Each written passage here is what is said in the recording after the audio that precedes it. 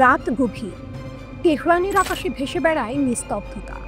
কিন্তু সেই নিস্তব্ধতার ভেতরে লুকিয়ে আছে গর্জন, এক অদম্য শক্তির গর্জন।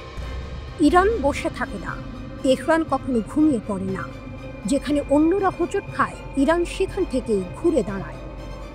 আমেরিকার ভয়ঙ্কর নিষেধাজ্ঞা, ইসরায়েলের হামলার হুমকি, চারদিক থেকে চাপ। কিন্তু ইরান যেন এক যুদ্ধ জাহাজ, যত আঘাত পায় ততই নতুন করে জেগে ওঠে। এবার প্রশ্ন উঠেছে, চীন কি ইরানকে উন্নত সামরিক প্রযুক্তি দেবে, সহযোগিতা নাকি মরীচিকা? বিভিন্ন আন্তর্জাতিক গণমাধ্যমে শিরোনাম, শিগগিরই ইরানের হাতে চলে আসবে চীনা যুদ্ধবিমান আর আকাশ প্রতিরক্ষা ব্যবস্থা। শোনা যায় আকাশে মিসাইল ঠেকাবে বেইজিংয়ের তৈরি আধুনিক প্রযুক্তি। কিন্তু বিশেষজ্ঞদের কণ্ঠ ভিন্ন।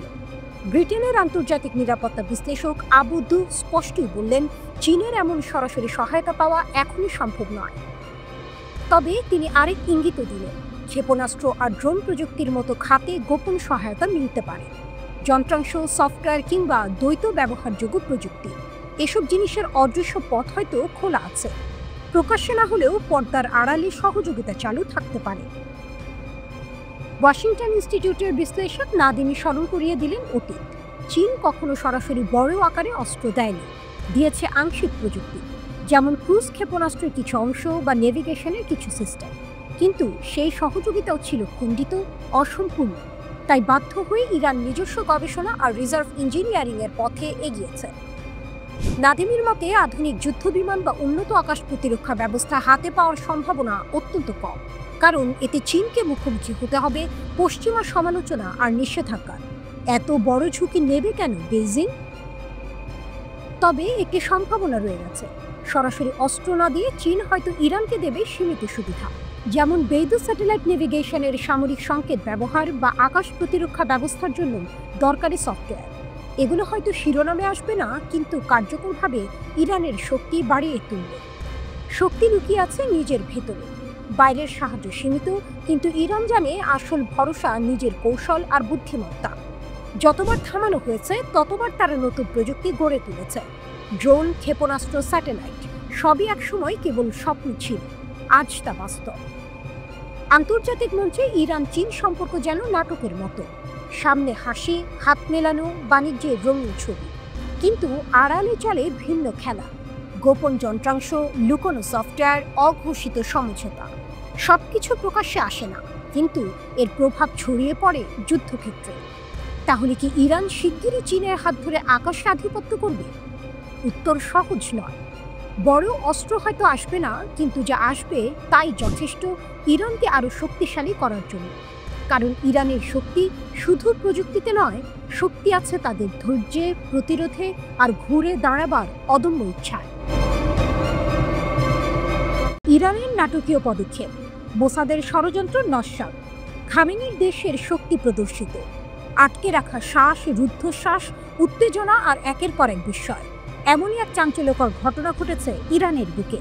দেশটির গোয়েন্দা মন্ত্রণালয় এক নাটকীয় অভিযানে মোসাদ সংশ্লিষ্ট গোষ্ঠীগুলোর একটি বড় ষড়যন্ত্র ফাঁস করেছে। সিস্তান ও বালুচেস্তান প্রদেশের শান্ত মাটিতে হঠাৎ করেই যেন যুদ্ধ শুরুর দামামা বেজে উঠল। কিন্তু ইরান তার অদম্য শক্তি ও ক্ষুরধার বুদ্ধিমত্তা দিয়ে শত্রুর সব চাল নস্যাৎ করে দিয়েছে। রিপোর্ট আল মায়াদিনের। মার্কিন অস্ত্রের বিশাল চালান জব্দ, এক মারাত্মক চাল। শত্রুরা হয়তো ভেবেছিল তারা গোপনে তাদের কাজ চালিয়ে যাবে এবং ইরান তাদের ফাঁদে পা দেবে। কিন্তু সিস্তান ও বালুচেস্তানে যা ঘটল তা তাদের সব পরিকল্পনা উল্টে দিল। ইরানের নিরাপত্তা কর্মকর্তারা 3টি পৃথক অভিযানে 210টিরও বেশি সামরিক গ্রেড অস্ত্র জব্দ করেছেন। এই অস্ত্রগুলো কোথা থেকে এসেছে জানেন? মার্কিন যুক্তরাষ্ট্র। হ্যাঁ, ঠিকই শুনেছেন। মার্কিন অস্ত্রগুলো ইসরায়েলের মোসাদ গোয়েন্দা সংস্থার সঙ্গে যুক্ত কিছু গোষ্ঠী পাচার করছিল। তাদের উদ্দেশ্য ছিল একটাই, ইরানকে অস্থিতিশীল করা এবং সন্ত্রাসী কর্মকাণ্ডের মাধ্যমে দেশের শান্তি নষ্ট করা। কিন্তু ইরানের গোয়েন্দা বিভাগের তীক্ষ্ণ নজর থেকে কিছুই লুকানো সম্ভব নয়। তারা এই ষড়যন্ত্রের গন্ধ পেয়েছিল এবং অত্যন্ত দক্ষতার সাথে এই বিপুল পরিমাণ অস্ত্রের চালান আটক করেছে। এটি কেবল একটি অস্ত্র জব্দ নয়, এটি মোসাদ এবং তাদের মিত্রদের মুখের ওপর একটি সজাগ চপেটাঘাত। ইরানের এই পদক্ষেপ প্রমাণ করে দেশের নিরাপত্তা রক্ষার জন্য তারা কতটা দৃঢ় প্রতিজ্ঞ। আইআরজিসির হুঁশিয়ারি, প্রত্যাশার চেয়েও কঠোর জবাব। ইরান শুধু অস্ত্র জব্দ করেই থেমে থাকেনি, বরং শত্রুদের প্রতি এক কঠিন বার্তা দিয়েছে।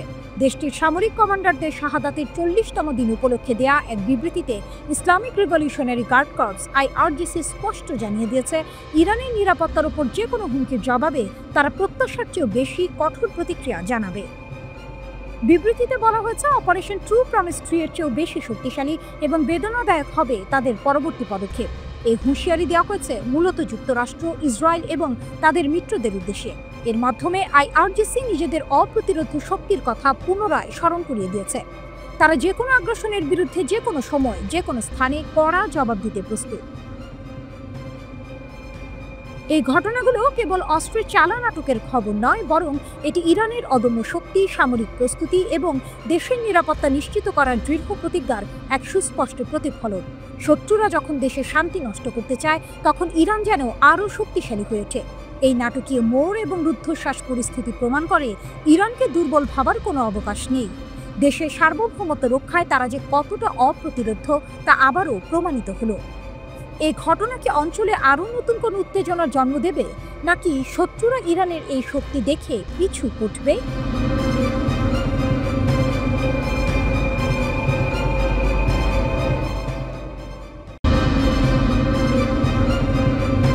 মধ্যপ্রাচ্যের আকাশে আবারও কি ঘনিয়ে আসছে নতুন ঝড়ের পূর্বাভাস? গাজা থেকে শুরু করে সমগ্র ভূখণ্ডে চলা সংঘাতের উত্তাপ যখন কিছুটা থিত হচ্ছিল, ঠিক তখনই যেন তেহরান থেকে ভেসে এলো এক হুঙ্কার। এই বার্তা কেবল কোনো রাজনৈতিক বিবৃতি নয়, বরং ইসরায়েলের প্রতি এক সরাসরি এবং শীতল চ্যালেঞ্জ। ইরানের সেনাপ্রধান মেজর জেনারেল আমির হাতামির কণ্ঠে শোনা গেল সেই হুঁশিয়ারি। আমাদের ক্ষেপণাস্ত্র ও ড্রোন শক্তি সম্পূর্ণরূপে সংরক্ষিত, আর তা গুলি চালানোর জন্য প্রস্তুত। এই বাক্যটি যেন এক সিনেমার সবচেয়ে গুরুত্বপূর্ণ সংলাপের মতো। এটি নিছক একটি ঘোষণা নয়, বরং এক সুদূর প্রসারী কৌশলের ইঙ্গিত। হাতামি স্পষ্ট ভাষায় জানিয়ে দিয়েছেন, তারা ইসরায়েলি হুমকিকে বিন্দুমাত্র হালকাভাবে দেখছেন না, বরং তিনি ইসরায়েলকে আখ্যা দিয়েছেন এক শত্রু এবং একগুঁয়ে প্রতিপক্ষ হিসেবে, যার ইতিহাস আগ্রাসন ও অপরাধের সাক্ষী।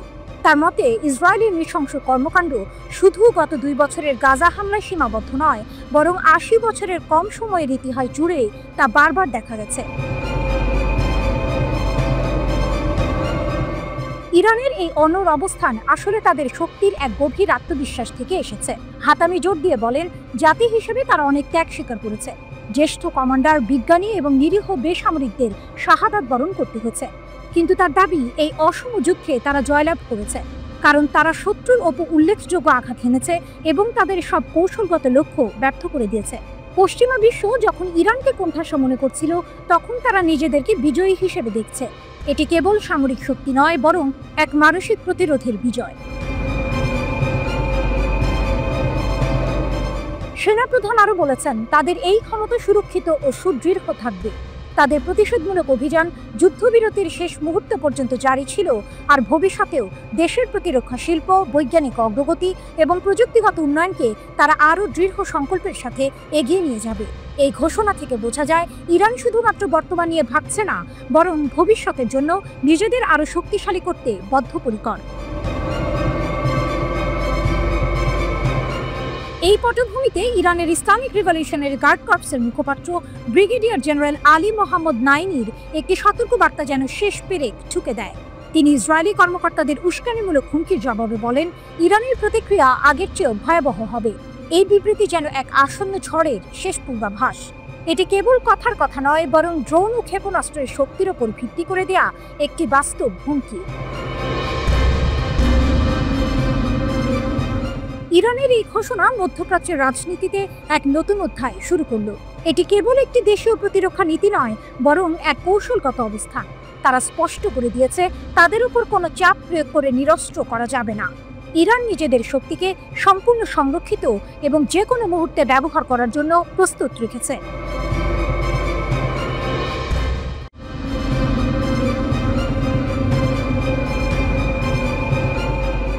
আবারও ক্ষেপণাস্ত্র হামলার পর ভূগর্ভস্থ আশ্রয় কেন্দ্রে ইসরায়েলিরা। তেল আবিবের সতর্ক অবস্থানে মধ্য ইসরায়েল জুড়ে সাইরেন বাজানোয় আতঙ্ক ছড়িয়ে পড়ে। ইয়েমেনের সশস্ত্র বাহিনী বেন গুরিয়ন বিমানবন্দরে হাইপারসনিক ক্ষেপণাস্ত্র হামলার দাবি করেছে। ইয়েমেনিদের ছোড়া একটি ব্যালিস্টিক ক্ষেপণাস্ত্র ইসরায়েলি বিমান প্রতিরক্ষা বাহিনী প্রতিহত করার দাবি করেছে। প্রাথমিক প্রতিবেদন অনুসারে এই হামলায় কোনো হতাহত বা ক্ষয়ক্ষতির খবর পাওয়া যায়নি। আইডিএফ ক্ষেপণাস্ত্র উৎক্ষেপণের বিষয়টি নিশ্চিত করেছে এবং জানিয়েছে যে প্রতিরক্ষা ব্যবস্থা তাৎক্ষণিকভাবে প্রতিক্রিয়া জানিয়েছে। ইসরায়েলের লক্ষ্যবস্তুতে আঘাত করার আগেই ক্ষেপণাস্ত্রটি প্রতিহত করা হয়েছে। ইয়েমেনের সশস্ত্র বাহিনী দায় স্বীকার করে জানিয়েছে যে তারা বেন গুরিয়ন বিমানবন্দরকে লক্ষ্য করে হামলা চালিয়েছে। ইয়েমেন থেকে 48 ঘন্টারও কম সময়ের মধ্যে এটি ছিল ইসরায়েলের ওপর দ্বিতীয় এই ধরনের আক্রমণ। মার্চ থেকে মোট 67টি ক্ষেপণাস্ত্র এবং 17টি ড্রোন নিক্ষেপ করেছে ইয়েমেনের সশস্ত্র বাহিনী। এই প্রজেক্টাইলগুলির মধ্যে কিছু ইসরায়েলি আকাশসীমায় পৌঁছানোর আগেই বিধ্বস্ত হয়েছে।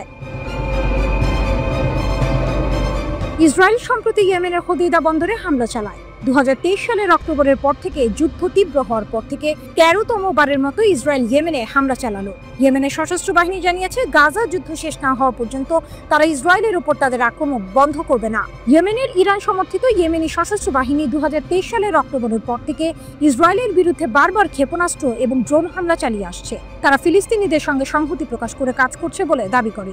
ইয়েমেনিরা মার্চ মাসে শেষ হওয়া গাজায় 2 মাসের যুদ্ধবিরতির সময় তাদের হামলা স্থগিত করেছিল, কিন্তু ইসরায়েল যুদ্ধবিরতি ভঙ্গ করার পর আবার হামলা শুরু করে।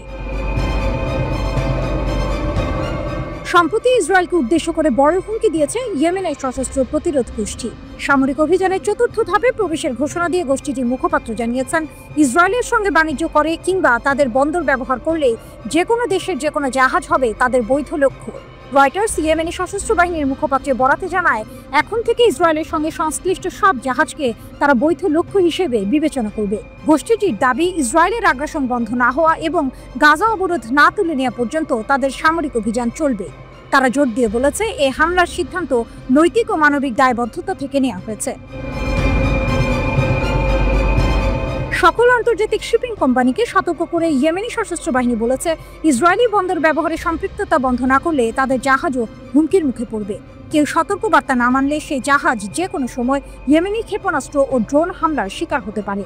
তবে গোষ্ঠীটি একযোগে এটাও জানিয়েছে, ইসরায়েল যদি গাজায় সামরিক অভিযান বন্ধ করে এবং অবরোধ প্রত্যাহার করে তাহলে তারা সব ধরনের হামলা স্থগিত করবে।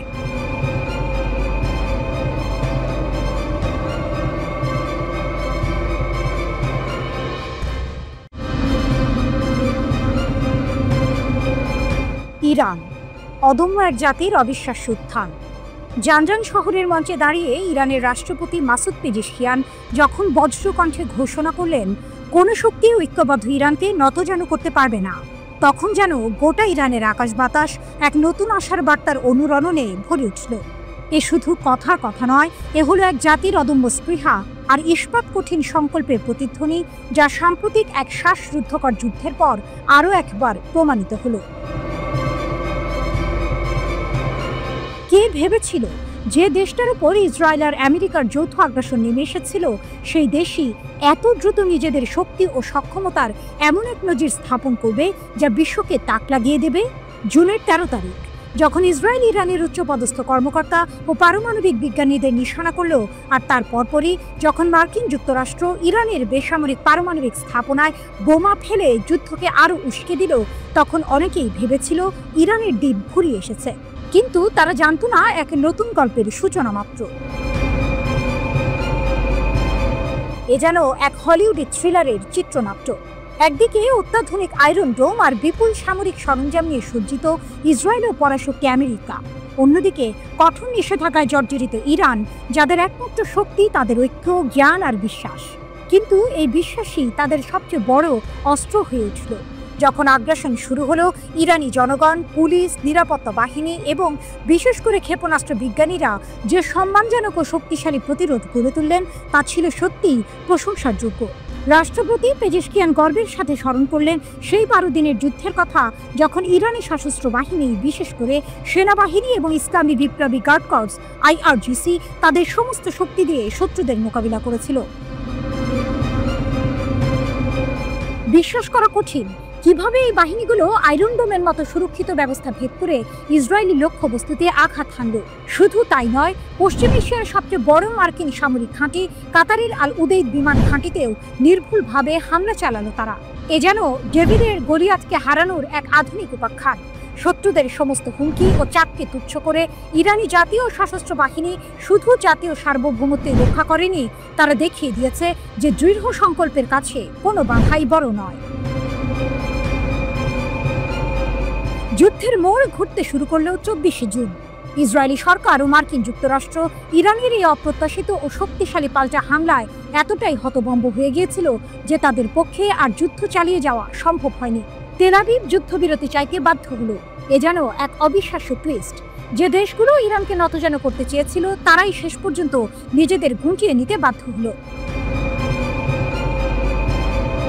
ইসলামী বিপ্লবী নেতা আয়াতুল্লাহ সাইয়েদ আলী খামেনি ঠিকই বলেছিলেন, এই 12 দিনের যুদ্ধ ইরানি জাতির শক্তি ও দৃঢ়তা প্রকাশ করেছে। বিশ্ব দেখেছে ইসলামী প্রজাতন্ত্রের ভিত্তির অতুলনীয় দৃঢ়তা। এই যুদ্ধ ছিল ইরানের জন্য তাদের ইচ্ছা শক্তি এবং সক্ষমতা প্রদর্শনের এক মোক্ষম সুযোগ। পেজেশকিয়ানের কথাগুলো তাই শুধু স্লোগান নয়, এ হলো এক ঐতিহাসিক সত্যের প্রতিধ্বনি। যতক্ষণ পর্যন্ত ইরানি জনগণ তাদের ঐক্য ও সংহতি বজায় রাখবে, ততক্ষণ পর্যন্ত কোনো বাধা তাদের অগ্রগতিকে বাধাগ্রস্ত করতে পারবে না। এই যুদ্ধ ইরানকে বিশ্বের দরবারে এক নতুন পরাশক্তি হিসেবে তুলে ধরেছে, যারা নিজেদের আত্মমর্যাদা ও সার্বভৌমত্বের জন্য যে কোনো মূল্যে লড়তে প্রস্তুত। অদূর ভবিষ্যতে ইরান কি আরও বড় কোনো চমক নিয়ে আসছে?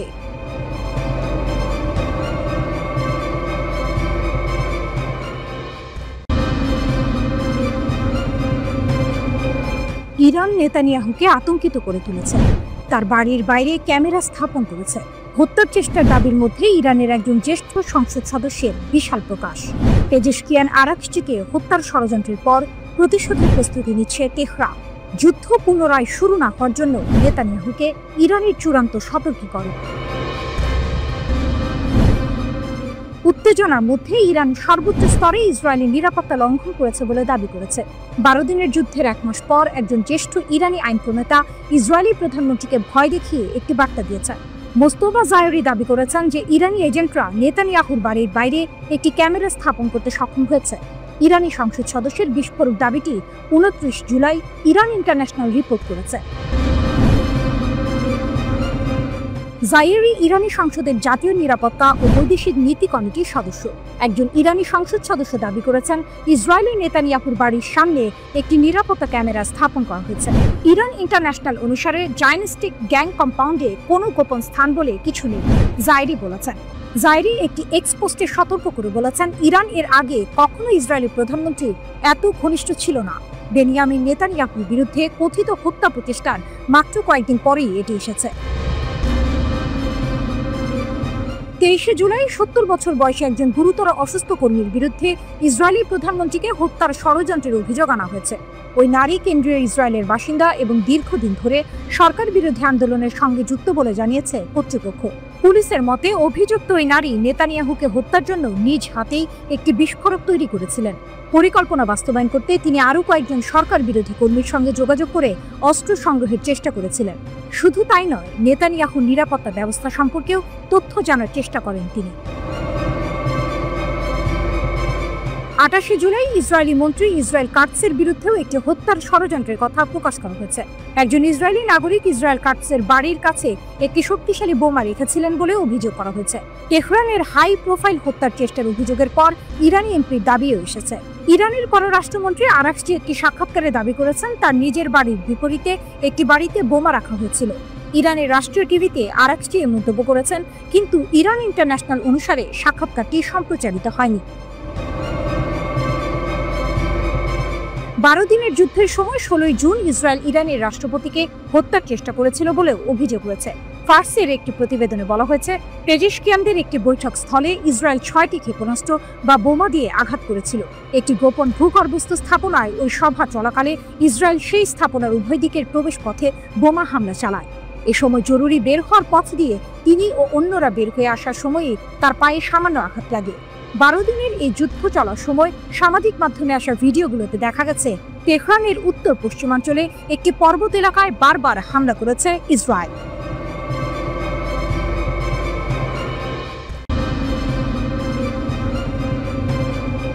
গাজায় যুদ্ধ না থামালে ফিলিস্তিনকে স্বাধীন রাষ্ট্র হিসেবে স্বীকৃতি দেবে যুক্তরাজ্য। যুক্তরাজ্যের প্রধানমন্ত্রী কিয়ার স্টারমার ঘোষণা দিয়েছেন যে যদি গাজায় যুদ্ধ না থামে তাহলে আগামী সেপ্টেম্বরের মধ্যে ফিলিস্তিনকে একটি স্বাধীন রাষ্ট্র হিসেবে স্বীকৃতি দেওয়া হবে। 29 জুলাই নিজের মন্ত্রিপরিষদের সঙ্গে এক জরুরি বৈঠকের পর তিনি এই সিদ্ধান্তের কথা জানান। ব্রিটিশ প্রধানমন্ত্রী বলেন, ইসরায়েলি সরকার যদি গাজার ভয়াবহ পরিস্থিতি নিরসনে কার্যকর পদক্ষেপ না নেয় এবং নির্দিষ্ট কিছু শর্ত পূরণ না করে, যার মধ্যে যুদ্ধবিরতি ও দীর্ঘমেয়াদী শান্তি প্রক্রিয়ার প্রতি অঙ্গীকার অন্তর্ভুক্ত, তাহলে এই স্বীকৃতি কার্যকর হবে। তিনি আরও উল্লেখ করেন যে যুক্তরাজ্যের মূল লক্ষ্য হল একটি স্বাধীন ফিলিস্তিন রাষ্ট্রের পাশে একটি নিরাপদ ইসরায়েল রাষ্ট্রের সহাবস্থান নিশ্চিত করা। এর আগে বিশ্বের প্রায় 139টি দেশ ফিলিস্তিনকে স্বাধীন রাষ্ট্র হিসেবে স্বীকৃতি দিয়েছে। ফ্রান্সও জাতিসংঘের সভায় ফিলিস্তিন রাষ্ট্রকে স্বীকৃতি দেওয়ার অঙ্গীকার করেছে। এদিকে ইসরায়েলের সঙ্গে সম্পর্ক স্বাভাবিক করতে কঠিন শর্ত সৌদি আরবের। ইসরায়েলের সঙ্গে সম্পর্ক স্বাভাবিকীকরণে কঠিন শর্ত দিয়ে আসছে সৌদি আরব। আবারও সেই শর্তের পুনর্ব্যক্ত করলেন সৌদি পররাষ্ট্রমন্ত্রী ফয়সাল বিন ফারহান। তিনি বলেছেন, ফিলিস্তিনের রাষ্ট্র প্রতিষ্ঠাই টেকসই শান্তির একমাত্র পথ। দ্য টাইমস অফ ইসরায়েলের প্রতিবেদনে বলা হয়, সৌদি আরব তার অবস্থান পুনর্ব্যক্ত করে বলেছে, ইসরায়েলের সঙ্গে স্বাভাবিকীকরণ কেবল একটি ফিলিস্তিনি রাষ্ট্র প্রতিষ্ঠার মাধ্যমেই সম্ভব। প্যারিসের সঙ্গে রিয়াদের সহযোগিতায় দ্বিরাষ্ট্রীয় সমাধানের প্রচারণায় জাতিসংঘের সম্মেলনের ফাঁকে এক সংবাদ সম্মেলনে সৌদি পররাষ্ট্রমন্ত্রী ফয়সাল বিন ফারহান বলে, এটি একই অবস্থান যা 1 বছর আগে সৌদি ক্রাউন প্রিন্স মোহাম্মদ বিন সালমান প্রকাশ করেছিলেন। ওদিকে ওপেন সোর্স তথ্য এবং প্রতিরক্ষা বিশেষজ্ঞদের বরাত দিয়ে ব্লুমবার্গ জানিয়েছে, 17 বছর পর প্রথমবারের মতো যুক্তরাষ্ট্র সম্ভবত ব্রিটেনের পারমাণবিক অস্ত্র মোতায়েন করেছে। এটি রাশিয়ার জন্য একটি সম্ভাব্য সতর্কবার্তা। প্রতিবেদনে বলা হয়েছে, 16 জুলাই একটি মার্কিন সামরিক পরিবহন বিমান নিউ মেক্সিকোর কিটল্যান্ড বিমান ঘাঁটি থেকে সক্রিয় ট্রান্সপন্ডার নিয়ে পূর্ব ইংল্যান্ডের RAF লেকেনহিথে উড়ে যায়। বেশ কয়েকজন প্রতিরক্ষা বিশ্লেষকের মতে বিমানটিতে B6112 থার্মোনিউক্লিয়ার বোমা বহন করা হয়েছিল বলে ধারণা করা হচ্ছে। এটি 2008 সালের পর যুক্তরাজ্যে প্রথম মার্কিন পারমাণবিক অস্ত্র মোতায়েনের ঘটনা। গত বছর ন্যাটোর প্রাক্তন মহাসচিব জেন্স স্টলটেনবার্গ বলেছিলেন, রাশিয়া ও চীনকে ঠেকাতে সামরিক জোটটি আরও পারমাণবিক অস্ত্র মোতায়েনের কথা বিবেচনা করছে। ক্রেমলিনের মুখপাত্র দিমিত্রি পেসকভ এই মন্তব্যকে আরেকটি উত্তেজনা বৃদ্ধি বলে বর্ণনা করেন।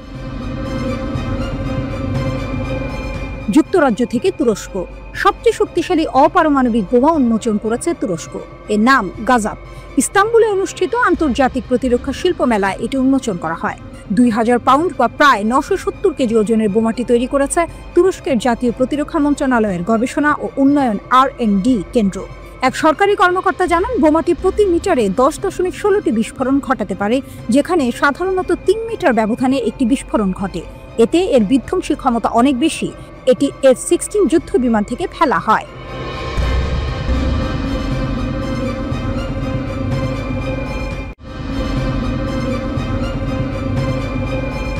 নেতানিয়াহুর যুদ্ধের আসল মূল্য। গাজার পাশাপাশি ইসরায়েলি সেনারাও কি শেষ হচ্ছে না? যখন নেতানিয়াহু গাজা যুদ্ধ চালিয়ে যাওয়ার অঙ্গীকার করছেন, তখন ইসরায়েলের ভেতরেই এক ভয়াবহ নীরব সংকট দানা বাঁধছে। এই যুদ্ধ শুধু গাজার মানুষের জীবন কেড়ে নিচ্ছে না, এটি ইসরায়েলের সামরিক বাহিনী IDF এর মেরুদণ্ড ভেঙে দিচ্ছে। প্রশ্ন উঠেছে, নেতানিয়াহুর এই যুদ্ধ কি কেবল গাজাবাসীকে নয়, ইসরায়েলের নিজেদের সেনাদেরও মেরে ফেলছে? ইসরায়েলের অদৃশ্য গণহত্যা, হাজার হাজার সেনার মানসিক পতন, ইসরায়েলের যুদ্ধযন্ত্র যেন নিজেই নিজেকে গ্রাস করছে।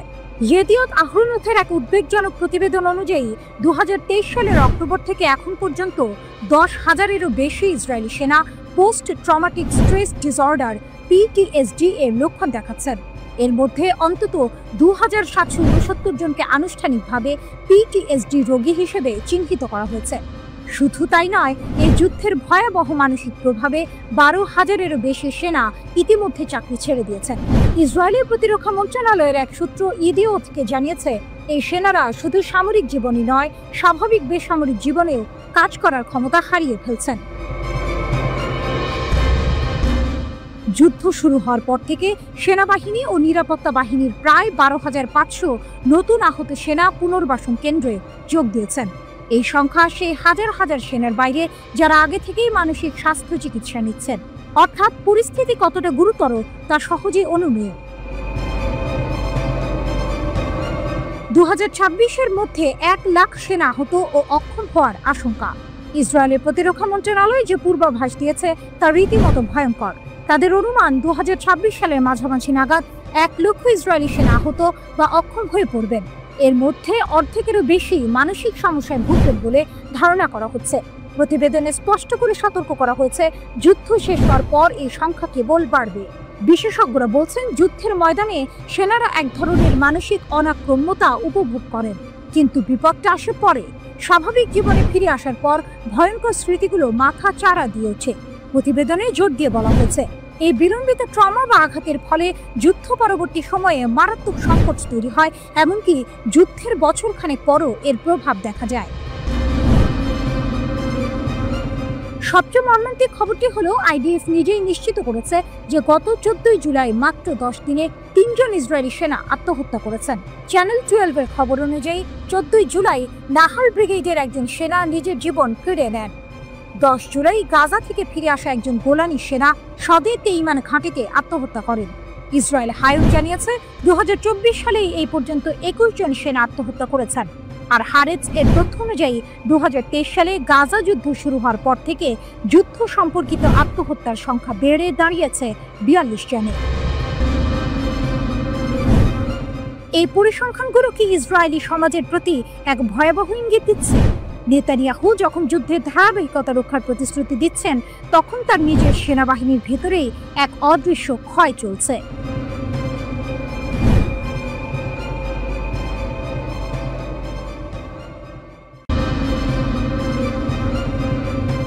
ইয়েমেন নতুন করে 5টি ড্রোন ব্যবহার করে ইসরায়েলে প্রতিশোধমূলক হামলা চালিয়েছে। ইয়েমেনের লোহিত সাগরের হুদায়দা বন্দরে ইসরায়েলি হামলার কয়েক ঘন্টা পরেই এই ঘটনা ঘটল।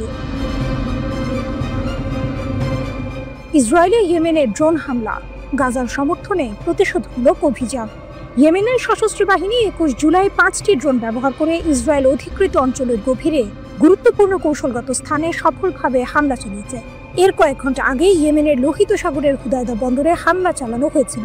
ইয়েমেনি সামরিক বাহিনী এক বিবৃতিতে জানিয়েছে যে তাদের ড্রোন ইউনিট বেন গুরিয়ন বিমানবন্দর এবং ইয়াফা অঞ্চলের আরেকটি সামরিক লক্ষ্যবস্তু, সেই সাথে উম্মে আল রাশরাশ বা ইলাক বন্দর, রামন বিমানবন্দর এবং অধিকৃত ফিলিস্তিনের আশদোদ এলাকার একটি গুরুত্বপূর্ণ লক্ষ্যবস্তুকে লক্ষ্য করে এই গুণগত সামরিক অভিযান পরিচালনা করেছে। হামলার কারণ গাজায় ইসরায়েলের গণহত্যা ও হুদায়দা বন্দরে আক্রমণ। ইয়েমেন জানিয়েছে যে এই হামলা গাজার ফিলিস্তিনিদের বিরুদ্ধে ইসরায়েলের চলমান গণহত্যা যুদ্ধ এবং দিনের শুরুতে লোহিত সাগরের হুদায়দা বন্দরে ইয়েমেনে ইসরায়েলের সর্বশেষ হামলার প্রতিক্রিয়া হিসেবে চালানো হয়েছে। সামরিক বাহিনী বিবৃতিতে জোর দিয়ে বলেছে যে ইয়েমেনের এই অভিযান সফলভাবে তার লক্ষ্য অর্জন করেছে। ইয়েমেনের সশস্ত্র বাহিনী আবারও গেট দিয়ে বলেছে যে তারা যে কোনো শত্রুতাপূর্ণ আক্রমণের মুখোমুখি হতে প্রস্তুত। ইসরায়েলের লক্ষ্য হল নিপীড়িত ফিলিস্তিনি জনগণের প্রতি তাদের ধর্মীয়, নৈতিক এবং মানবিক দায়িত্ব পালন করা থেকে তাদের বিরত রাখা। গত কয়েক মাস ধরে ইয়েমেন এই দায়িত্ব পালন করে আসছে। বিবৃতিতে আরও নিশ্চিত করা হয়েছে যে ইয়েমেন ফিলিস্তিনিদের সমর্থন অব্যাহত রাখবে এবং তাদের সংগ্রামের সাথে অটল সংহতি প্রকাশ করে ইসরায়েলের বিরুদ্ধে সামরিক অভিযান চালাবে। ইয়েমেনি সামরিক বাহিনী সতর্ক করে দিয়েছে, গাজার বিরুদ্ধে আগ্রাসন বন্ধ না হলে এবং এর উপর আরোপিত অবরোধ তুলে না নেওয়া পর্যন্ত আমাদের অভিযান থামবে না। ইসরায়েলের উপর আক্রমণের তীব্রতা বৃদ্ধির সতর্কতা।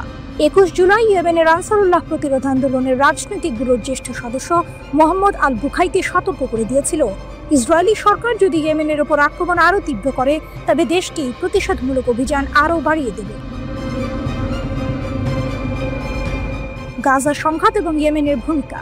2023 সালের অক্টোবরে গাজায় ইসরায়েলের গণহত্যা যুদ্ধ শুরু হওয়ার পর থেকে ইয়েমেনি বাহিনী যুদ্ধবিধ্বস্ত গাজাবাসীদের সমর্থনে অসংখ্য অভিযান চালিয়েছে। তারা অধিকৃত ফিলিস্তিনি অঞ্চল জুড়ে বিভিন্ন লক্ষ্যবস্তুতে আঘাত হেনেছে এবং অধিকৃত অঞ্চলের বন্দরের দিকে অগ্রসরমান ইসরায়েলি জাহাজ বা ইসরায়েল সংশ্লিষ্ট জাহাজগুলিতেও আক্রমণ চালিয়ে আসছে। গাজায় ইসরায়েলি সরকারের রক্তক্ষয়ী আক্রমণে এখন পর্যন্ত কমপক্ষে 59,029 জন ফিলিস্তিনি নিহত হয়েছেন, যাদের বেশিরভাগই নারী ও শিশু। এই হামলাগুলো ইঙ্গিত দেয় যে ইয়েমেন ফিলিস্তিনিদের সমর্থনে তাদের সামরিক কার্যক্রম চালিয়ে যেতে বদ্ধপরিকর এবং ইসরায়েলের আগ্রাসন বন্ধ না হওয়া পর্যন্ত তারা থামবে না।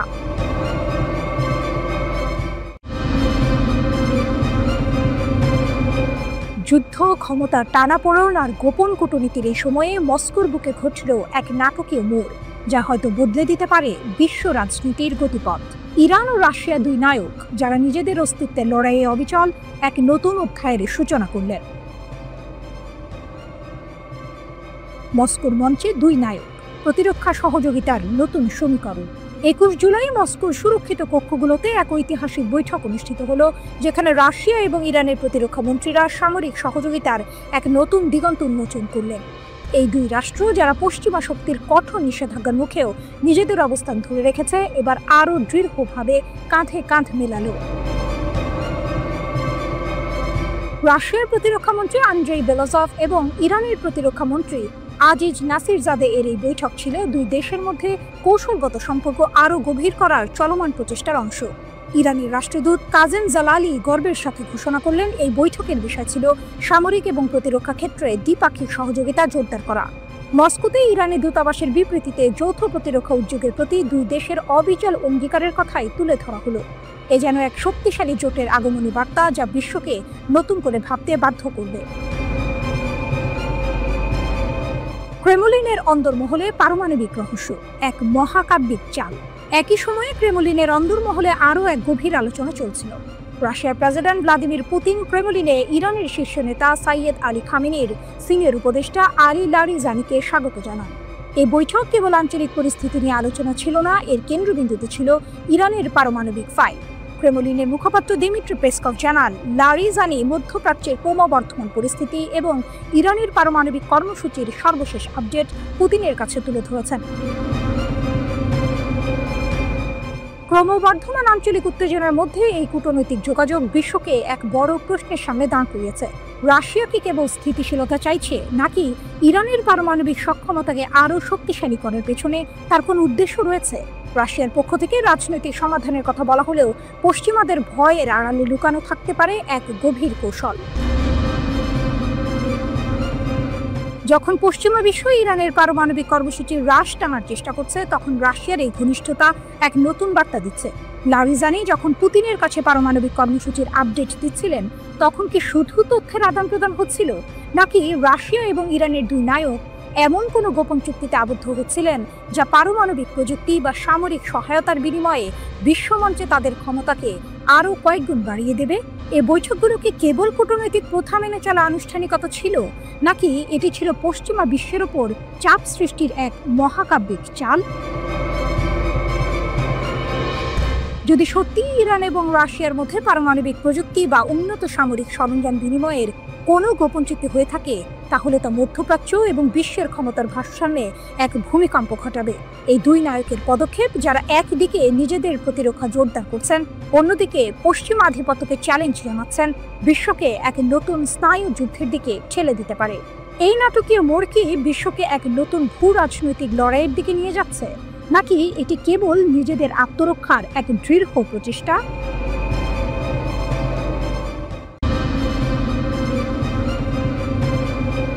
কাস্পিয়ানের বুকে রণতরীর গর্জন, এক যৌথ মহড়ার আড়ালে লুকানো বার্তা। কাস্পিয়ান সাগরের শান্ত জলরাশি হঠাৎ অশান্ত হয়ে উঠেছে। দিগন্তে ঘনিয়ে আসছে মেঘ, আর সেই মেঘের আড়াল থেকে ভেসে আসছে রণতরীর গর্জন। এ কোনো সাধারণ সামরিক মহড়া নয়, এজন্য এক ভূ রাজনৈতিক দাবা খেলার নতুন চাল, যেখানে পুতিন আর খামেনি এক টেবিলে বসেছেন, আর তাদের প্রতিপক্ষ হিসেবে চোখের সামনে ভেসে উঠেছে ইসরায়েল ও যুক্তরাষ্ট্রের তীক্ষ্ণ দৃষ্টি। একসাথে নিরাপদ ও সুরক্ষিত কাস্পিয়ান সাগরের জন্য লুকিয়ে আছে এক গভীর বার্তা, এক নীরব যুদ্ধ ঘোষণার ইঙ্গিত নয় কি? ছবিটা শুরু হয় ইরানের আনজালি বন্দরে। ভোরের আবছা আলোয় ভেসে আসে এক বিশাল আকৃতির রাশিয়ান যুদ্ধ জাহাজ। ধীর গতিতে কিন্তু নিশ্চিত পদক্ষেপে সেটি নোঙর করে নির্ধারিত মহড়া অঞ্চলে। জাহাজের গা থেকে ঠিকরে পড়ছে ভোরের সূর্যের আলো, আর তার উপস্থিতি জানান দিচ্ছে এক নতুন অধ্যায়ের সূচনা। ইরানের ইসলামী প্রজাতন্ত্রের নৌবাহিনীর উত্তর নৌবহরের আয়োজনে 3 দিনের এক মহাযুদ্ধের মহড়া। প্রেস টিভির খবর অনুযায়ী ইরান এই মহড়ায় তাদের নৌ প্রতিরক্ষা ব্যবস্থার সম্পূর্ণ সক্ষমতা প্রদর্শন করবে। এ যেন এক নীরব চ্যালেঞ্জ ছুড়ে দেওয়া হয়েছে বিশ্ব শক্তির প্রতি। উপস্থিত ছিলেন কাস্পিয়ান উপকূলীয় অন্যান্য রাষ্ট্রের সামরিক পর্যবেক্ষকরাও। তাদের চোখ ছিল তীক্ষ্ণ, কান ছিল সজাগ। প্রতিটি রণতরীর নড়াচড়া, প্রতিটি যুদ্ধ কৌশল যেন তাদের মস্তিষ্কে নতুন কোনো নকশা এঁকে দিচ্ছিল। তারা কি দেখতে পাচ্ছিলেন এক নতুন জোটের জন্ম হচ্ছে, যা বিশ্ব ক্ষমতার ভারসাম্যে বড় ধরনের পরিবর্তন আনবে? এই মহড়া এমন এক সময়ে অনুষ্ঠিত হচ্ছে যখন যুক্তরাষ্ট্র এবং ইসরায়েলের সাথে ইরানের দ্বন্দ্ব তীব্র থেকে তীব্রতর হচ্ছে। পারমাণবিক কর্মসূচির অগ্রগতি নিয়ে ইরানকে চেপে ধরেছে পশ্চিমা বিশ্ব। একের পর এক নিষেধাজ্ঞা, কড়া হুঁশিয়ারি, সবকিছুই যেন ইরানকে এক কোণঠাসা অবস্থায় ফেলে দিয়েছে। কিন্তু ইরান হার মানার পাত্র নয়। এর প্রতিক্রিয়ায় তারা হাত বাড়িয়েছে তাদের পুরনো মিত্র রাশিয়ার দিকে। মস্কোতে ঘটে যাওয়া একটি আকস্মিক বৈঠক যেন এই নাটকের কেন্দ্রবিন্দুতে পরিণত হয়েছে। ইরানের সর্বোচ্চ নেতার একজন শীর্ষ উপদেষ্টা মস্কো উড়ে গিয়েছিলেন রাশিয়ার রাষ্ট্রপতির সাথে দেখা করতে। অ্যাসোসিয়েটেড প্রেসের খবরে বলা হয়েছে, এই বৈঠকের মূল বিষয় ছিল তেহরানের পারমাণবিক কর্মসূচি। এই হঠাৎ করে ঘটে যাওয়া বৈঠকটি যেন এক শীতল যুদ্ধের আভাস দিচ্ছিল, যেখানে পুরনো বন্ধুত্বের সুতো ধরে নতুন করে জোট বাঁধা হচ্ছে। এই বৈঠকটি কেবল পারমাণবিক কর্মসূচি নিয়ে আলোচনার জন্য ছিল, নাকি এর আড়ালে লুকিয়ে ছিল আরো বড় কোনো পরিকল্পনা? কাস্পিয়ানের বুকে রাশিয়ান যুদ্ধজাহাজের উপস্থিতি, ইরানের সামরিক সক্ষমতার প্রদর্শন আর পশ্চিমাদের সাথে ইরানের তীব্র দ্বন্দ্ব, সবকিছু মিলে এক বিস্ফোরক পরিস্থিতি তৈরি হয়েছে। এই মহড়া কি কেবল সামরিক শক্তি প্রদর্শনের একটি ধাপ, নাকি এটি ইসরায়েল ও যুক্তরাষ্ট্রের প্রতি এক নীরব সতর্কবার্তা? পুতিন ও খামেনির এই যৌথ পদক্ষেপকে প্রমাণ করে যে তারা পশ্চিমাদের চাপ মোকাবেলায় একজোট হয়েছেন। প্রশ্ন হলো, এই সামরিক মহড়া কি মধ্যপ্রাচ্যে নতুন কোনো সংঘাতের জন্ম দেবে, নাকি এটি কেবল একটি কূটনৈতিক চাল যা ইরানকে পারমাণবিক কর্মসূচিতে আরও বেশি স্বাধীনতা দেবে? কাস্পিয়ান সাগরের বুকে রণতরীর এই গর্জন কি শুধুই একটি শব্দ, নাকি এটি আসন্ন এক ঝড়ের পূর্বাভাস? এই মহড়ার পর বিশ্ব রাজনীতি কোন দিকে মোড় নেবে তা জানতে হলে আমাদের চোখ রাখতে হবে কাস্পিয়ানের জলরাশির দিকে, যেখানে ক্ষমতার এক নতুন খেলা শুরু হয়েছে।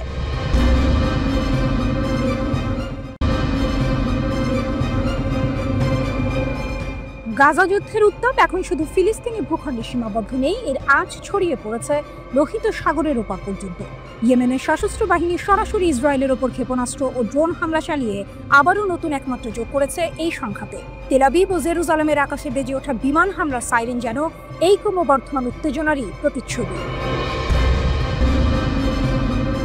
22 জুলাই ভোরে ইসরায়েলের বৃহত্তম শহর তেল আবিব, জেরুজালেম এবং মধ্য ইসরায়েলের বিস্তীর্ণ অঞ্চলে বেজে ওঠে বিমান হামলার সাইরেন। আতঙ্ক ছড়িয়ে পড়ে সাধারণ মানুষের মধ্যে। মানুষ ছুটে যায় নিরাপদ আশ্রয়ের খুঁজে। ইসরায়েলের সামরিক বাহিনী আইডিএফ দ্রুত জানিয়েছে, ইয়েমেন থেকে ছোড়া একটি ব্যালিস্টিক ক্ষেপণাস্ত্রকে তাদের বিমান প্রতিরক্ষা ব্যবস্থা সফলভাবে প্রতিহত করেছে। আইডিএফের বিবৃতি ছিল সংক্ষিপ্ত কিন্তু স্পষ্ট। প্রোটোকল অনুসারে সতর্কতা সক্রিয় করা হয়েছিল এবং ক্ষেপণাস্ত্রটি ইয়েমেন থেকে ছোড়া হয়েছিল এবং সফলভাবে বাধা দেওয়া হয়েছিল। আপাতদৃষ্টিতে মনে হতে পারে এটি একটি নিয়মিত ঘটনা, কিন্তু এর পেছনের প্রেক্ষাপট অনেকটাই ভিন্ন। এই হামলার পরপরই ইয়েমেনি সশস্ত্র বাহিনী এর দায় স্বীকার করে জানিয়েছে, ইসরায়েলি হামলার প্রতিশোধ হিসেবেই তারা তেল আবিবের গুরুত্বপূর্ণ বেন গুরিয়ন বিমানবন্দরকে লক্ষ্য করে এই হামলা চালিয়েছে।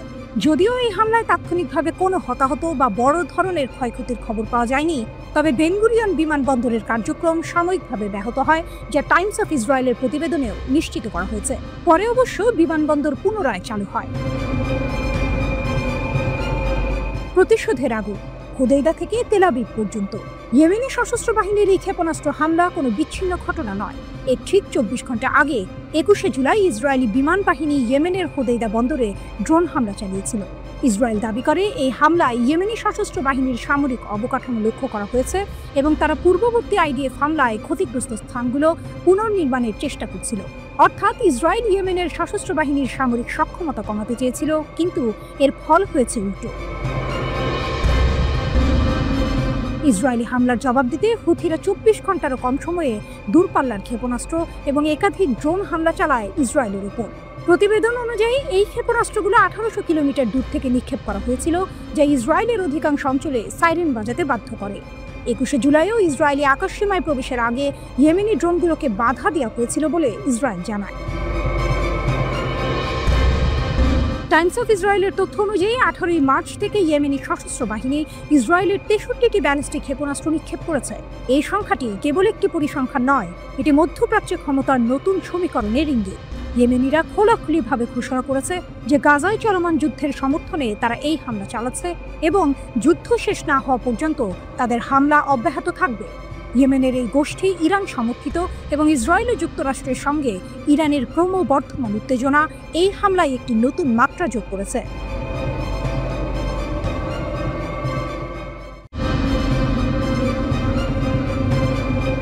রাফাতে ইসরায়েলি সেনাদের হতাহতের দাবি কাসাম ব্রিগেডের।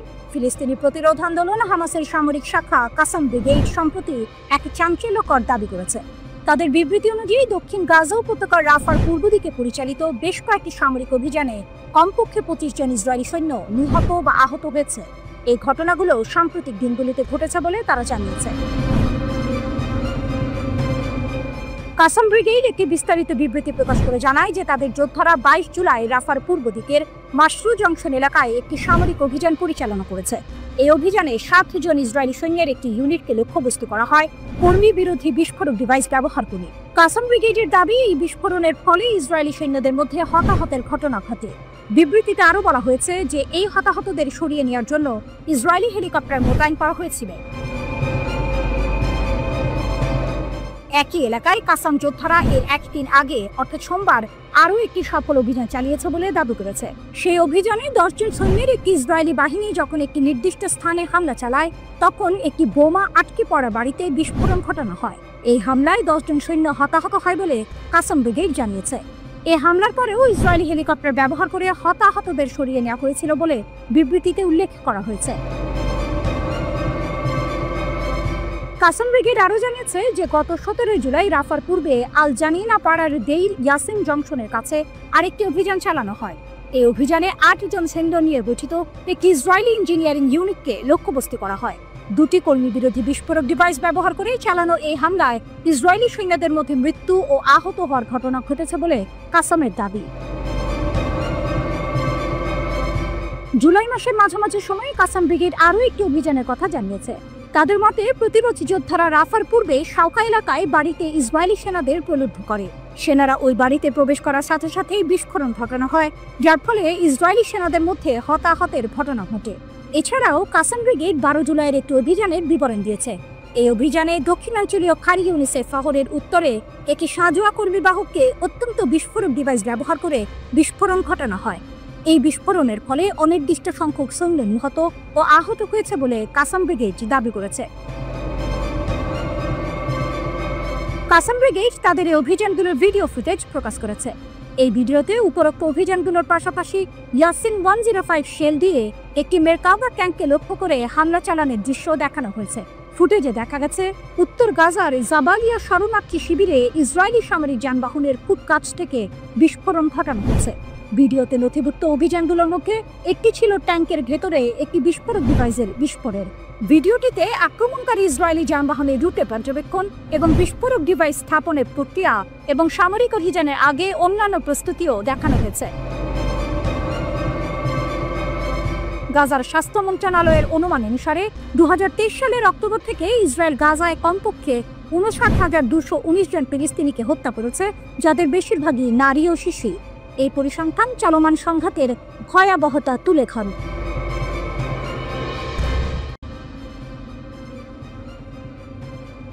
আগুন নিয়ে খেলছে ইসরায়েল, ইরানের বজ্রকণ্ঠ, যুদ্ধ ও পারমাণবিক উচ্চাকাঙ্ক্ষা।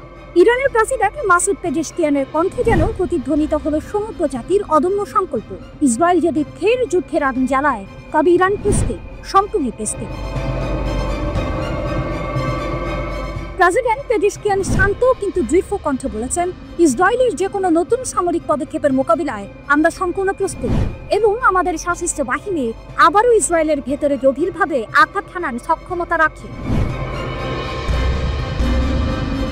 পশ্চিমারা যখন ইরানের চলমান পারমাণবিক উচ্চাকাঙ্ক্ষার সমাধান খুঁজছে, তখনই পেজেশকিয়ানের এই মন্তব্য যেন এক নতুন বার্তা দেয়। কারণ আন্তর্জাতিক বিভিন্ন প্রতিবেদনে বলা হয়েছে, যুক্তরাষ্ট্রের চালানো হামলায় ইরানের পারমাণবিক স্থাপনাগুলোর বাস্তব ক্ষয়ক্ষতি ওয়াশিংটনের দাবির তুলনায় ছিল অনেকটাই সীমিত। ইরান যেন এক অদম্য ফিনিক্স পাখির মতো ছাই থেকে উঠে এসে আরও শক্তিশালী হয়ে উঠছে। প্রেসিডেন্ট পেজেশকিয়ান 12 দিনের সংঘাতের পর কার্যকর হওয়া যুদ্ধবিরতির ওপর ইরানের কোনো আস্থা নেই। আমরা এই ব্যাপারে খুব একটা আশাবাদী নই। এসব কারণে আমরা যে কোনো সম্ভাব্য পরিস্থিতি ও প্রতিক্রিয়ার জন্য প্রস্তুতি নিয়ে রেখেছি। ইসরায়েল আমাদের ক্ষতি করেছে, আমরাও তাদের ক্ষতি করেছি। তারা আমাদের উপর শক্তিশালী হামলা চালিয়েছে, আমরাও তাদের গভীরে শক্তভাবে আঘাত হেনেছি। তবে তারা নিজেদের ক্ষয়ক্ষতি গোপন করছে। এই হলো সেই মোচন। ইসরায়েল নিজেদের ক্ষয়ক্ষতি বিকিয়ে রাখছে, এই দাবি যেন ইরানের শক্তির এক নীরব ঘোষণা। তারা কেবল প্রতিরোধী করেনি, পাল্টা আঘাতও হেনেছে, যার গভীরতা ইসরায়েল প্রকাশ করতে সাহস পাচ্ছে না। আন্তর্জাতিক বিরোধিতা সত্ত্বেও ইরান তার ইউরেনিয়াম সমৃদ্ধকরণ কর্মসূচি অব্যাহত রাখতে বলে জানিয়েছেন প্রেসিডেন্ট পেজেশকিয়ান। তিনি স্পষ্ট করে দিয়েছেন, ইরানের পারমাণবিক সক্ষমতা উন্নয়নের এই কার্যক্রম আন্তর্জাতিক আইনের কাঠামোর মধ্যেই পরিচালিত হবে। প্রেসিডেন্ট পেজেশকিয়ান বলেছেন, ট্রাম্প বলেছেন ইরানের কাছে পারমাণবিক অস্ত্র থাকা উচিত নয় এবং আমরা এই বিষয়টি মেনে নিচ্ছি, কারণ আমরা পারমাণবিক অস্ত্র স্পষ্টভাবে প্রত্যাখ্যান করি। এটি আমাদের রাজনৈতিক, ধর্মীয়, মানবিক ও কৌশলগত অবস্থা। ইরান কূটনীতিতে বিশ্বাসী, কিন্তু হুমকি বা জোর জবরদস্তি মেনে নেবে না। পেজেশকিয়ান আরও বলেন, আমাদের পারমাণবিক কর্মসূচি শেষ হয়ে গেছে বলে ট্রাম্প যে দাবি করেছেন তা একটি ভুল ধারণা মাত্র। এই মন্তব্য যেন বিশ্বকে এক কঠিন বার্তা দিলে ইরান তার নিজস্ব পথে অবিচল, কারো হুমকিতে তারা পিছু হটবে না। ইসরায়েল সহ প্রায় সবার একটা ধারণা ছিল তাদের ক্ষেপণাস্ত্র প্রতিরক্ষা ব্যবস্থা আয়রন ডোম ভেদ করার ক্ষমতা কোনো মিসাইলের নেই, ফলে এটিকে তারা বলতো ঈশ্বরের দেয়া। এর পাশাপাশি তাদের রয়েছে ডেভিড স্লিং, দ্য অ্যারো এবং যুক্তরাষ্ট্রের তৈরি থাট। এছাড়া জর্ডান এবং লোহিত সাগরে মার্কিন বাহিনীর আকাশ প্রতিরক্ষা ব্যবস্থা তাদেরকে বাড়তি নিরাপত্তা নিশ্চয়তা দিয়েছিল। ইরান তার পুরো প্রতিরক্ষা ব্যবস্থা গড়ে তুলেছে ইসরায়েলকে মাথায় রেখে। আজ হোক কাল হোক ইসরায়েলের সঙ্গে সামরিক সংঘাত বাঁধবেই। এই ধরনের সামরিক রাজনৈতিক বোঝাপড়া এই প্রতিরক্ষা ডক্ট্রিনের মূল প্রতিপাদ্য।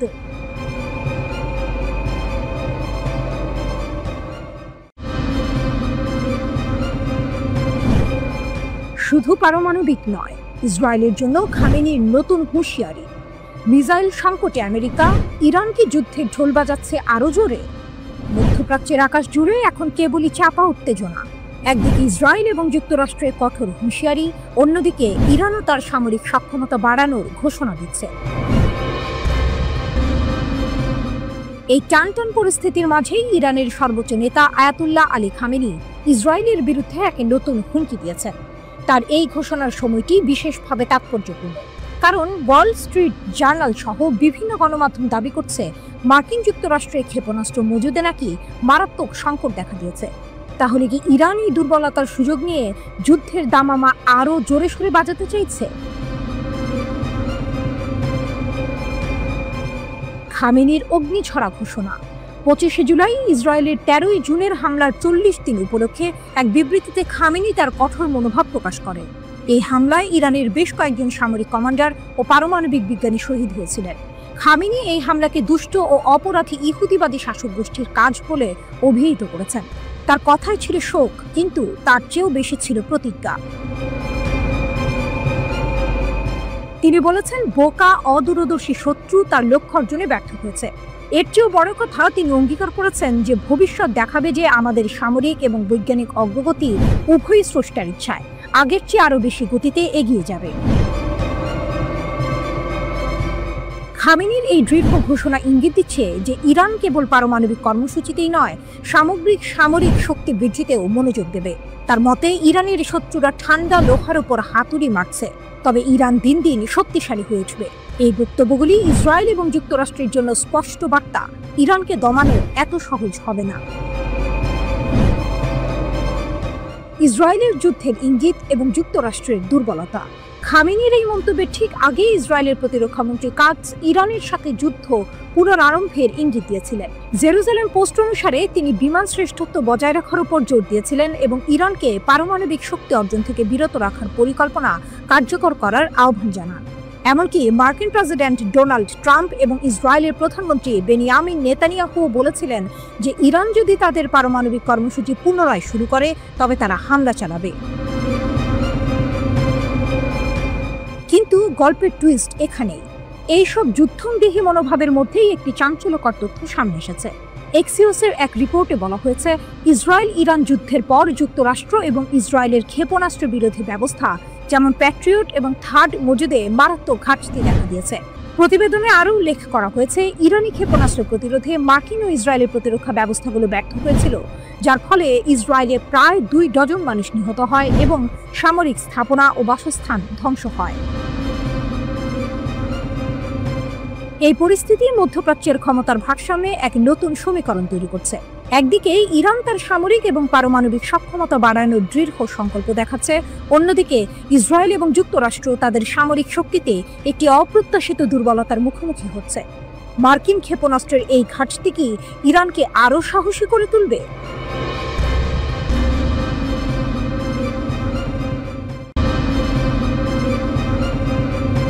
ইসরায়েল ও হামাসের সংঘাতে বাড়ছে হতাহতের সংখ্যা। গাজায় সংঘাত মারাত্মক আকার ধারণ করেছে। হামাস আক্রমণাত্মক ও প্রতিরোধমূলক উভয় হামলা বাড়িয়ে দিয়েছে। এর ফলে ইসরায়েলি প্রতিরক্ষা বাহিনী আইডিএফ জানিয়েছে, শুধু জুলাই মাসেই তাদের 16 জন সৈন্য নিহত হয়েছে।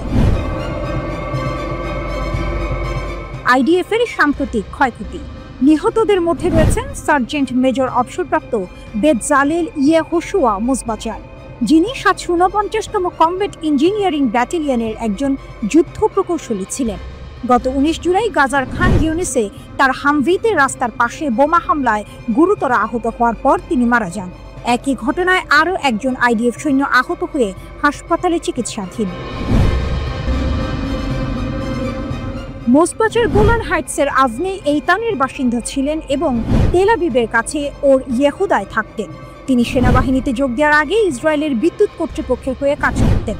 তিনি তার স্ত্রী, 2 বছর বয়সী মেয়ে, বাবা মা এবং কয়েকজন ভাই বোন রেখে গেছেন।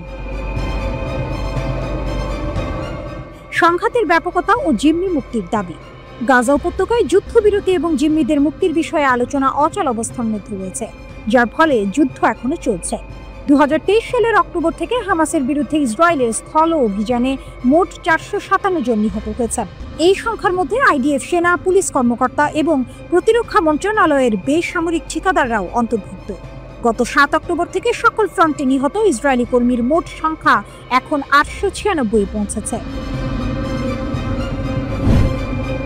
এদিকে ইসরায়েলি জিম্মিদের আত্মীয় স্বজনরা তেল আবিবে মার্কিন দূতাবাস শাখার দিকে মিছিল করেছেন। তারা 50 জন জিম্মিকে ফিরিয়ে আনার জন্য হামাসের সাথে একটি পূর্ণাঙ্গ চুক্তি দাবি করেছেন। এই সংঘাতের ফলে সাধারণ মানুষের জীবন মারাত্মকভাবে ক্ষতিগ্রস্ত হচ্ছে, মানবিক সংকট আরও গভীর হচ্ছে এবং আন্তর্জাতিক সম্প্রদায় অবিলম্বে যুদ্ধবিরতির আহ্বান জানাচ্ছে। উভয় পক্ষের মধ্যে উত্তেজনা বৃদ্ধি পাওয়ায় এই অঞ্চলে শান্তি প্রতিষ্ঠার সম্ভাবনা আরও কঠিন হয়ে পড়ছে।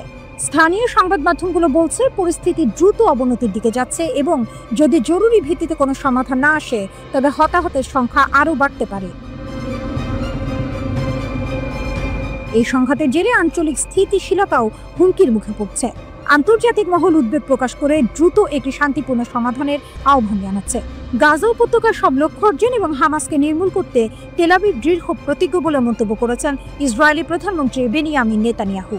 নেগেভ মরুভূমিতে বিমান বাহিনী ঘাঁটি পরিদর্শনকালে এক ভিডিও ভাষণে তিনি বলেন, আমরা লড়াই চালিয়ে যাব যতক্ষণ না আমরা আমাদের সমস্ত যুদ্ধ লক্ষ্য অর্জন করি। সম্পূর্ণ বিজয় না হওয়া পর্যন্ত আমরা কাজ চালিয়ে যাব। আমরা হামাসকে নির্মূল করব।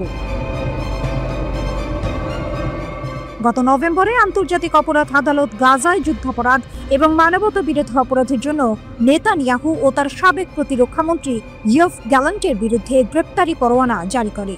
উপত্যকা জুড়ে যুদ্ধের জন্য ইসরায়েল আন্তর্জাতিক বিচার আদালতে গণহত্যার মামলার মুখোমুখি।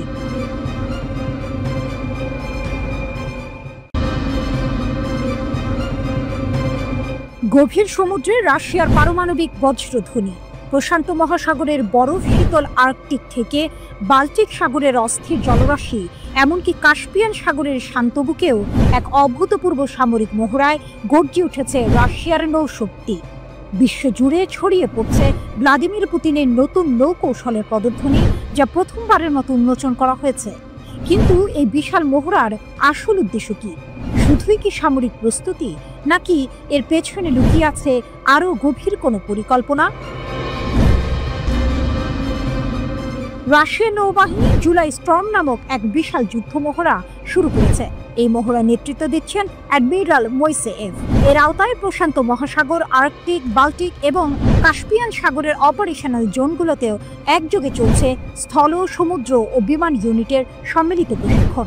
মহড়ার দৃশ্যগুলো যেন হলিউডের অ্যাকশন সিনেমাকেও হার মানায়।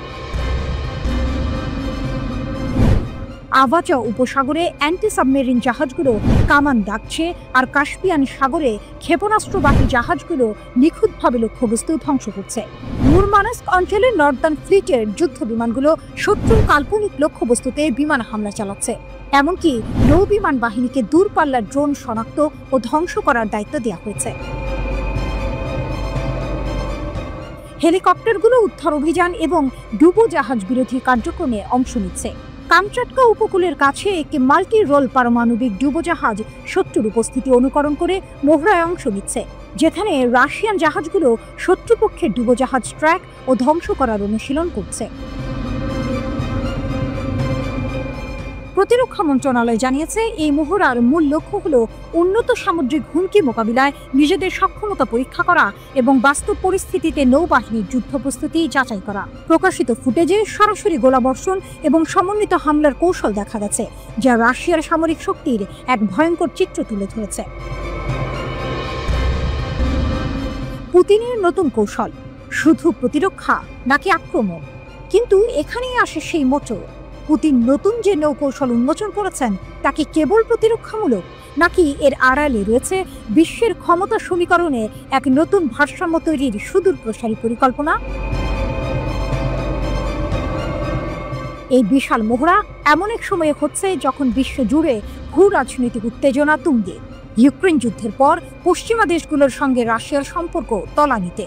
এমন পরিস্থিতিতে পারমাণবিক সক্ষমতা সম্পন্ন নৌবাহিনীর এই বিশাল মহড়া কেবল সামরিক বার্তা নয়, বরং একটি সুস্পষ্ট রাজনৈতিক বার্তাও বটে।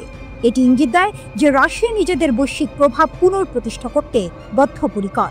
বিশেষ করে আর্কটিক অঞ্চলে রাশিয়ার ক্রমবর্ধমান সামরিক উপস্থিতি নতুন করে ভূ রাজনৈতিক বিতর্ক সৃষ্টি করেছে, যেখানে প্রাকৃতিক সম্পদ এবং নতুন নৌ রুটের নিয়ন্ত্রণ নিয়ে বিশ্ব জুড়ে প্রতিযোগিতা বাড়ছে। তাহলে কি জুলাই ঝড় শুধু একটি মহড়া নয়, বরং বিশ্বকে পুতিনের পারমাণবিক সক্ষমতা এবং নতুন আগ্রাসী নৌকৌশলের জানান দেওয়ার একটি প্রদর্শনী?